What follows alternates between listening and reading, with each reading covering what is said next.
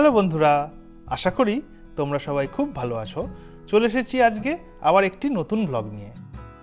আমাদের মতো যারা দেশ ছেড়ে প্রথমবার বিদেশে আসে তাদের অনেকেরই বাড়িঘর রেন্ট করা নিয়ে বেশ সমস্যায় পড়তে হয়। তাই আজকে আমরা তোমাদের সাথে শেয়ার করব মেলবোর্নে আমাদের হাউস হান্টিংয়ের অভিজ্ঞতা, এখানকার বিভিন্ন লোকালিটির বাড়িঘর, ইন্টেরিয়ার, তাদের রেন্ট এবং কি প্রসেসের মধ্যে দিয়ে রেন্টাল অ্যাপ্লিকেশন করতে হয়। অস্ট্রেলিয়াতে সবচেয়ে পপুলার এবং রিলায়েবল ওয়েবসাইট হলো realestate.com, যেখানে বিভিন্ন এজেন্সি ফ্ল্যাট বা বাড়ির ওনারদের পক্ষ থেকে রেন্ট বা সেলের বিজ্ঞাপন দিয়ে থাকে, আর সাথে বলে দেয় যে কবে সেই বাড়িটি দেখানো হবে। আর ঠিক সেই মতো ইন্সপেকশন অ্যাপয়েন্টমেন্ট বুক করে আমরাও চলে এসেছি এই বাড়িটি দেখতে।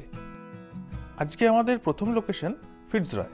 মেলবোর্ন সিবিডির একদম নিকটবর্তী এই সাবার্বটি বেশ প্রাণবন্ত এবং একটু বোহেমিয়ান টাইপের। তবে এখানে হাই রাইজ অ্যাপার্টমেন্ট বিল্ডিংয়ের বদলে এরকম হাট বা কটেজ টাইপের বাড়ি বেশি দেখতে পাওয়া যায়। একদম ঠিক সময়ে ইন্সপেকশন এজেন্ট এসে আমাদেরকে ঢুকতে দিল বাড়িটি দেখার জন্য। এই বাড়িটি 3 বেডরুমের এবং প্রত্যেকটি রুমেই যথেষ্ট জায়গা রয়েছে। আর রয়েছে একটি করে ডবল বেড, সাথে একটি ম্যাট্রেস এবং বেশ বড়সড় একটি করে কাবার্ড। তবে একদম বাইরের ঘরটি ছাড়া অন্যান্য ঘরে বোধহয় ন্যাচারাল লাইটের একটু কমতি রয়েছে, কারণ সেরকম কোনো জানলা চোখে পড়ল না ঘরগুলিতে। এইটা হচ্ছে মাস্টার বেডরুম। যদিও এর ফার্নিশিং বাকি ঘরগুলোর মতো একই রকমের, তবে এর সাথে একটি ছোট্ট অ্যাটাচ বাথরুমও রয়েছে।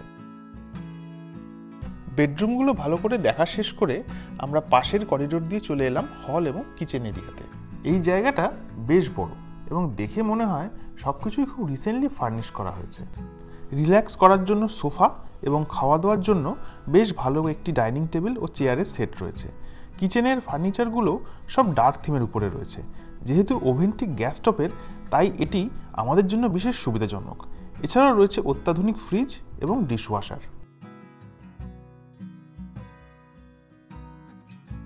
এখানে সব বাড়িতেই গ্যাস ওভেনের সাথে থাকে ওটিজি বা ইলেকট্রিক ওভেন। যেহেতু এখানকার মানুষজন মাছ, মাংস এবং সবজি বেক করে খেতে খুব ভালোবাসেন, তাই এই ব্যবস্থা। কিচেন পেরিয়ে সামনেই রয়েছে কমন বাথরুম। এদিকে আসতেই দেখতে পেলাম যে এটি হিজ এবং হার কনসেপ্টে তৈরি করা, অর্থাৎ যখন কোথাও বেরোনোর তাড়া থাকবে তখন স্বামী স্ত্রী বা কোনো কাপল যেন একই সাথে রেডি হতে পারে এই দুটো ওয়াশ বেসিন ইউজ করে। এছাড়াও রয়েছে কমোড এবং শাওয়ার এরিয়া। এই কাবার্ডটার মধ্যে আবার রয়েছে ওয়াশিং মেশিন এবং ড্রায়ার, যাতে একই সঙ্গে জামা কাপড় কেচে শুকিয়ে নেওয়া যাবে। এবার আমরা চলে এলাম ব্যাকইয়ার্ডের দিকটা। এখানেও বেশ অনেকটা জায়গা রয়েছে নিজের ইচ্ছা মতো গার্ডেনিং করার জন্য, আর বারবিকিউয়ের ফেসিলিটিও রয়েছে। এই বাড়ির বর্তমান রেন্ট $1200 পার উইক, কিন্তু ফুললি ফার্নিশড বলে আমরা আর এতে অ্যাপ্লাই করিনি। এখান থেকে বেরিয়ে আমরা হাঁটা লাগালাম কার্লটনের উদ্দেশ্যে আমাদের পরবর্তী বাড়ি ইন্সপেকশনের জন্য। এই বাড়িটিও হাট টাইপের, তবে 2 বেডরুমের, আর রেন্ট $650 পার উইক। এই রিজিয়নে এটা মোটামুটি স্ট্যান্ডার্ড রেন্ট, আর তাই দেখতেই পাচ্ছ ইন্সপেকশনের জন্য কিরকম ভিড় হয়েছিল। এই বাড়ির ঘরগুলিতে ন্যাচারাল লাইট বেশ ভালোই, তবে সেমি ফার্নিশড হওয়ায় কোনো রুমেই বেড বা কাভার্ড সেরকমভাবে দেওয়া নেই।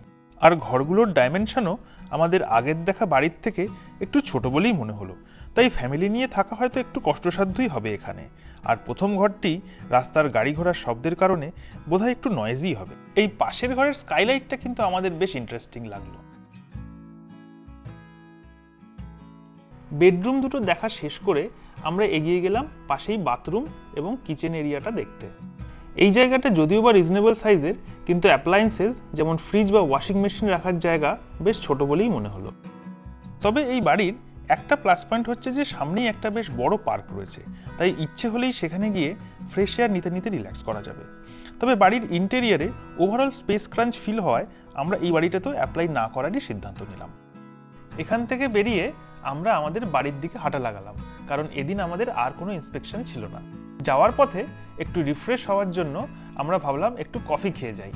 এই প্রসঙ্গে তোমাদের বলে রাখি যে মেলবোর্নে প্রত্যেক সপ্তাহে সোম থেকে শনি বিভিন্ন দিনই ইন্সপেকশন করা যায়, তবে আমাদের পক্ষে উইকডেজটা একটু ডিফিকাল্ট বলে আমরা শনিবারটাই প্রেফার করি। পরের সপ্তাহে আবার আমরা ইন্সপেকশন শুরু করলাম কার্লটন থেকেই। এটা একটা 2 বেড অ্যাপার্টমেন্ট, আর রেন্ট ছিল $590 পার উইক। কারেন্ট অ্যাভারেজের থেকে সস্তা বলে ইন্সপেকশনে ভিড় করে এসেছিল প্রচুর লোকজন। তবে কিছুক্ষণের মধ্যেই আমরা বুঝতে পারলাম এখানকার ভাড়া এত কম কেন। আসলে হল এবং ব্যালকনি বাদে বাকি সবই খুব ছোট এই ফ্ল্যাটে। বাথরুম ও কিচেন তো বিশেষ করে খুবই ছোট, আর আমাদের বাঙালিদের কিচেন একটু বড় না হলে রান্নাবান্না ম্যানেজ করাটা খুবই মুশকিল হয়ে যায়।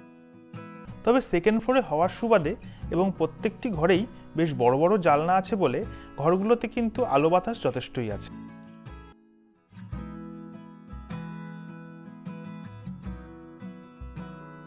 ওভারঅল আমাদের মনে হলো যে আশেপাশের ইউনিভার্সিটি স্টুডেন্টদের জন্যই এই ফ্ল্যাটটা আইডিয়াল হবে। যাই হোক, এখান থেকে বেরিয়ে আবার আমরা হাঁটা লাগালাম আমাদের পরবর্তী বাড়ি দেখতে। তোমাদের কাছেও যদি হাতে সময় অল্প থাকে তাহলে একই দিনে অনেকগুলো পরপর বাড়ি ইন্সপেকশন শিডিউল করে নিতে পারো, আর সেগুলো কাছাকাছি একই সাবার্বে হলে খুবই সুবিধা হয়। এই ফ্ল্যাটটার রেন্ট ছিল $630 পার উইক, ছোট্টর মধ্যে বেশ কম্প্যাক্ট। কিচেন এবং হল এরিয়াটা আমাদের বেশ ঠিকঠাক লাগলো, যথেষ্ট জায়গা রয়েছে, সঙ্গে গ্যাস স্টোভ, ওভেন আর ডিশওয়াশারও রয়েছে।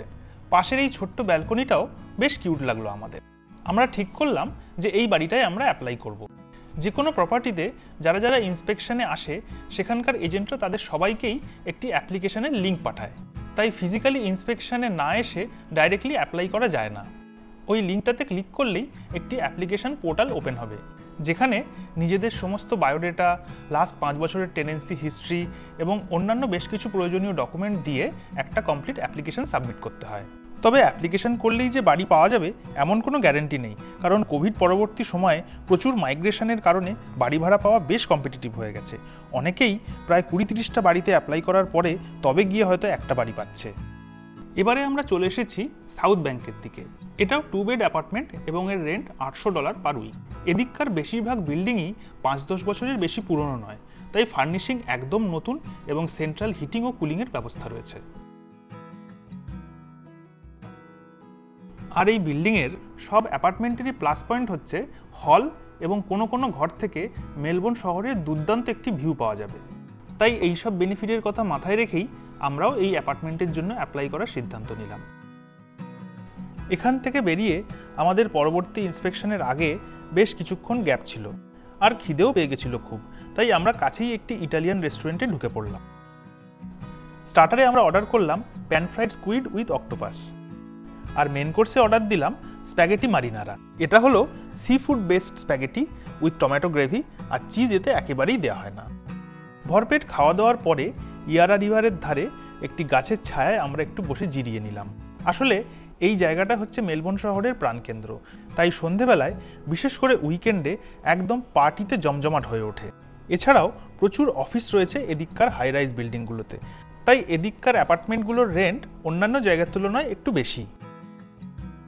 আমাদের পরের ইন্সপেকশনটাও এই সাউথ ব্যাংক রিজিয়নেই ছিল, তাই আমরা বিল্ডিংয়ে পৌঁছে নিচে লবিতে অপেক্ষা করছিলাম।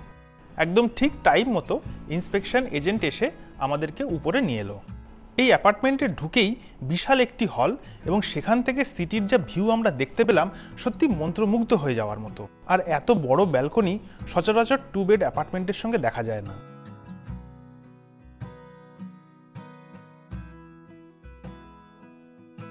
এবারে আমরা চলে এলাম কিচেনটা ভালো করে দেখতে।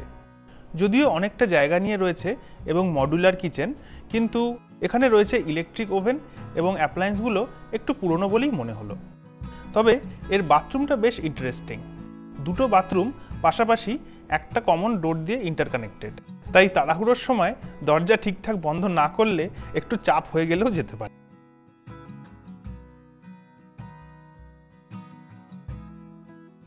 এই অ্যাপার্টমেন্টের বেডরুমগুলো থেকেও হলের মতোই দারুণ সুন্দর সিটি ভিউ কিন্তু পাওয়া যাচ্ছিল, আর সেই সাথে এত আলো বাতাস যে কমপ্লেনের কোনো অবকাশই নেই। সত্যি বলতে সবকিছু দেখে শুনে আমাদের খুবই ভালো লেগেছিল এই অ্যাপার্টমেন্টটা, কিন্তু এজেন্টকে জিজ্ঞেস করে জানতে পারলাম যে এই বিল্ডিংটা প্রায় 20-25 বছরের পুরনো। আর আমাদের পূর্ব অভিজ্ঞতায় আমরা জানি যে পুরনো বিল্ডিংয়ে অনেক রকমের প্রবলেম বের হয়, তাই সাহস করে আর আমরা এখানে অ্যাপ্লাই করলাম না। এখান থেকে বেরিয়ে আমরা চলে এলাম কাছেই আরেকটি বিল্ডিংয়ে। এটাও একটা 2 বেড অ্যাপার্টমেন্ট, তবে এখানে ইন্সপেকশনের জন্য বেশ ভিড় হয়েছিল। এই অ্যাপার্টমেন্ট থেকেও সিটি ভিউ বেশ ভালো ছিল এবং এর রেন্ট হচ্ছে $750 পার উইক। ইন্ডিয়ান কারেন্সিতে ধরলে প্রায় 40,000 পার উইক।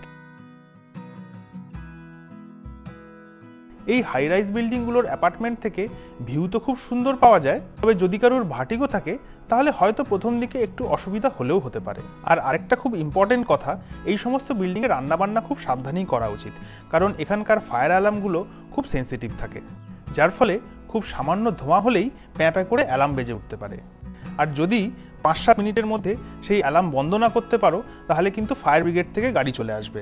যেহেতু ফলস অ্যালার্ম রেইজ হয়েছে তাই বাড়ির টেনেন্টকেই প্রায় $500 মতো ফাইন দিতে হবে। এই অ্যাপার্টমেন্টের ফার্নিশিং এবং অন্যান্য ফিচার্স আমাদের বেশ ভালো লাগলো, তাই আমরা এটাতে অ্যাপ্লাই করারই সিদ্ধান্ত নিলাম।